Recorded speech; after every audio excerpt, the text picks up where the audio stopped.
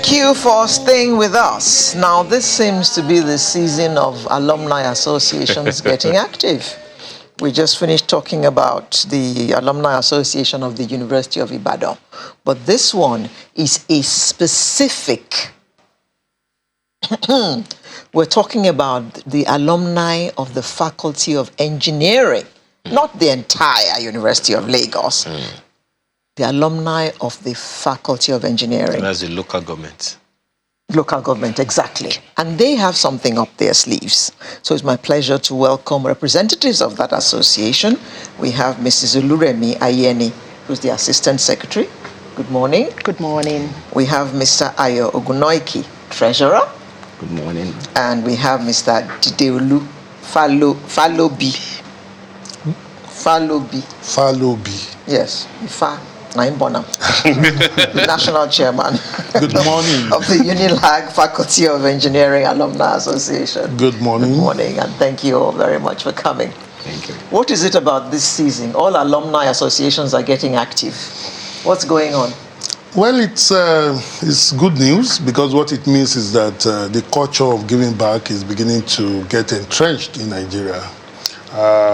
And it's happening at the right time, when obviously there are challenges with funding most of those institutions and maintaining those things. I mean, ASU has been on strike now for over 2 months. 2 months, yeah. So alumni associations need to wake up and ensure that the time of ASU going on strike, those days are over. That should be the focus of every alumni association. Is that doable? Wow. Is that doable? There's so much we can do. And when you're talking of ASU, I'm sure that's almost outside our own scope of activity, though we can aim to influence ASU. But when you're talking of alumni, what we're trying to see is how the faculties can be on top of the game. We want to see them where they were when they impacted our own lives, and ensure that the coming generation, the youth of today, also can look forward to a bright future with proper education and the facilities they need for such. Okay. Mr. Ogunoiki, you have an event coming up. Yes. Yes, tell us about that event. It is a special event.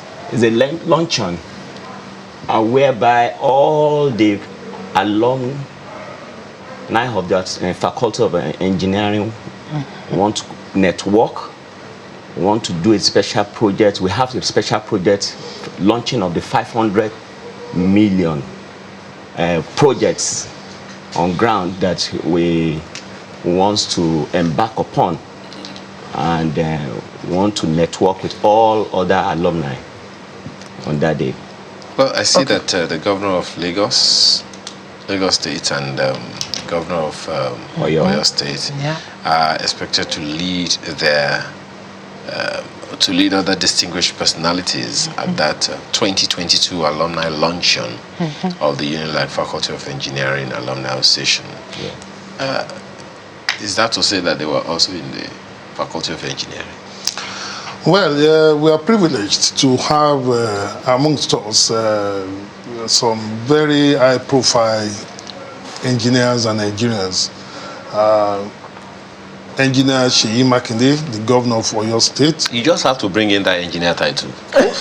Well, we used to have a saying when we were in the university that when the sociologists, the social scientists, the arts and the other courses are enjoying UNILAG, socializing, we were moving from class to laboratory, back to class and all that. So that engineering is very important. I can tell you that.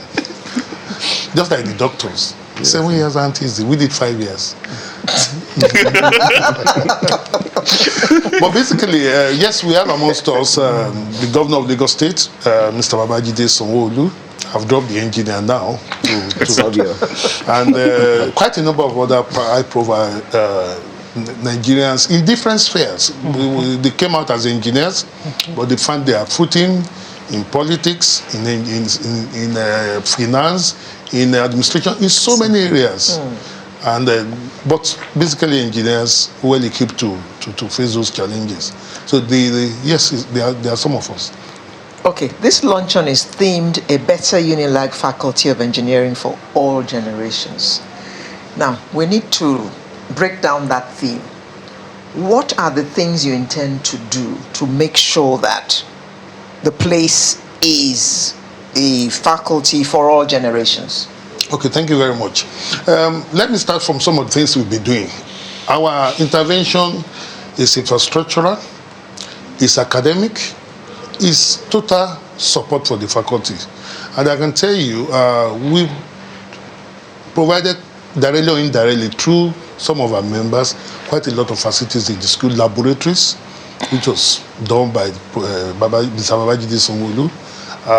Endowment of professoriate chairs, we have 2 now, actually 3, with Otumba Gbenga Daniel, Mr. Babajide Sanwo-Olu, and Governor Seyi Makinde, and Professor Ogunye.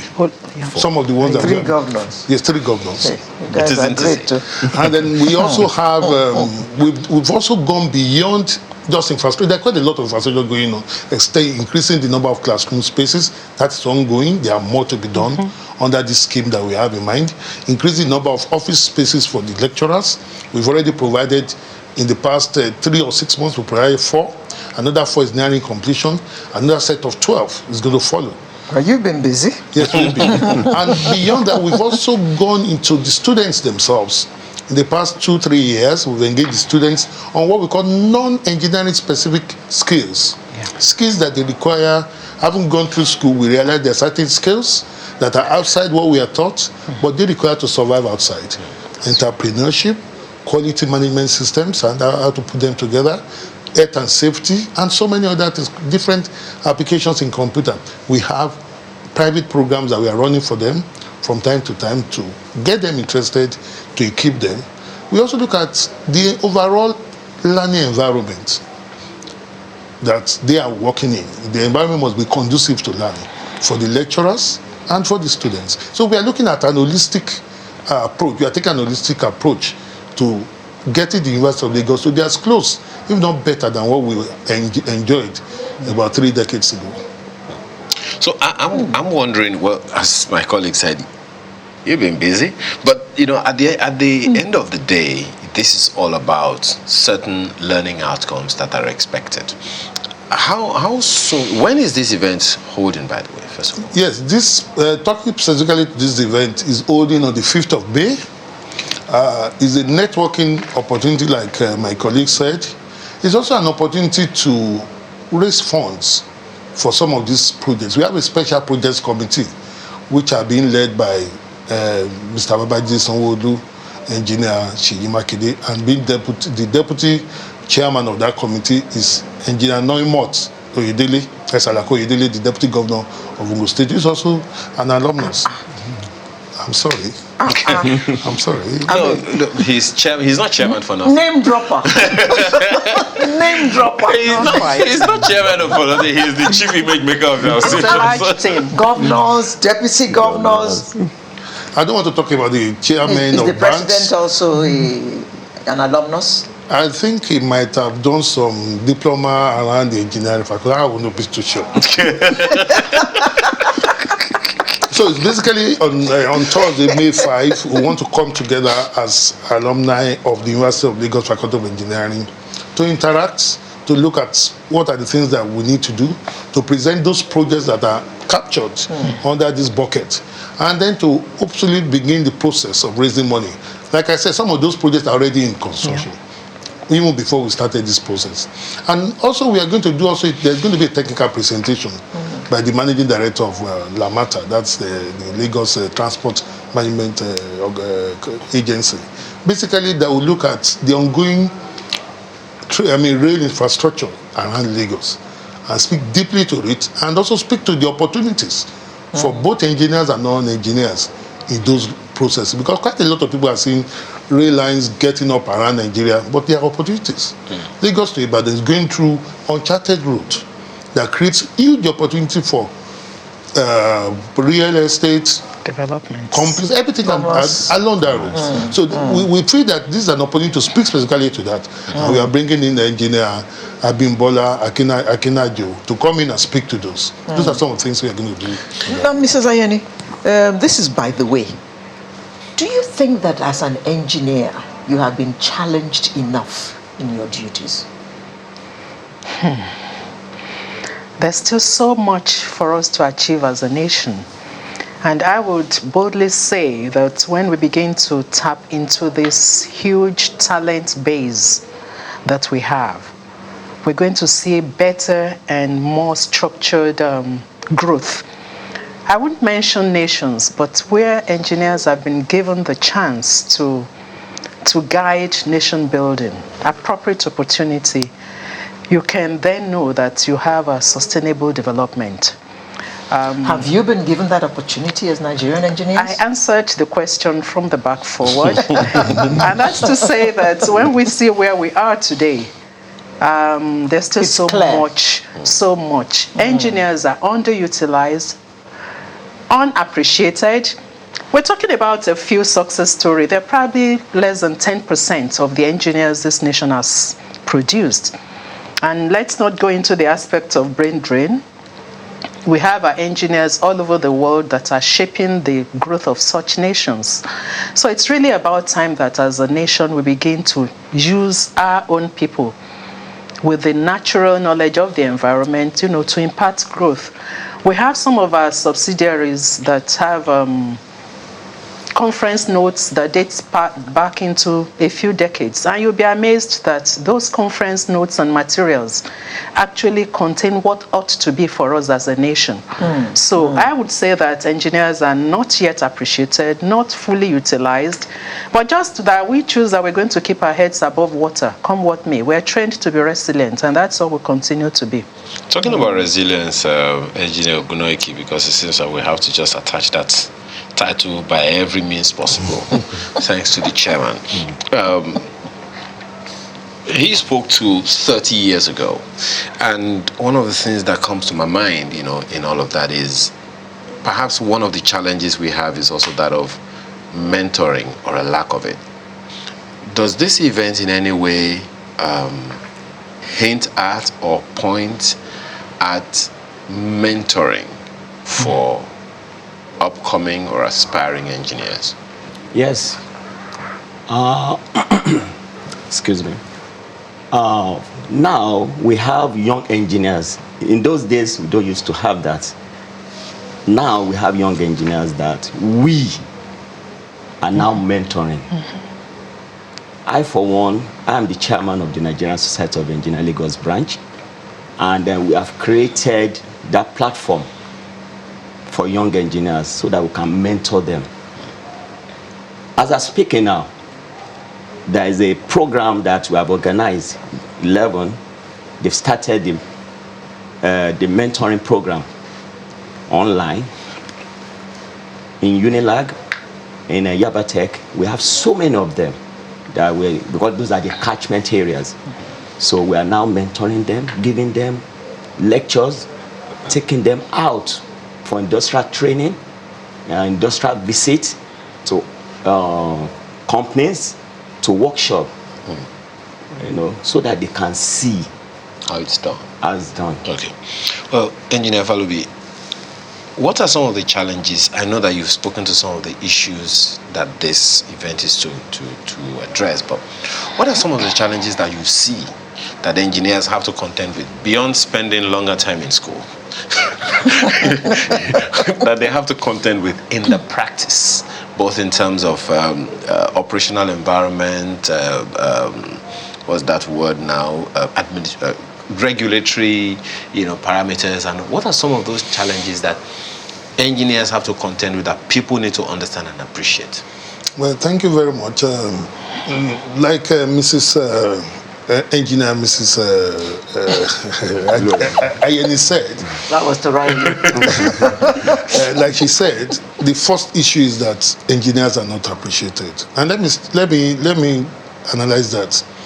The key in engineering, what we are trained to do, is called consultancy, design.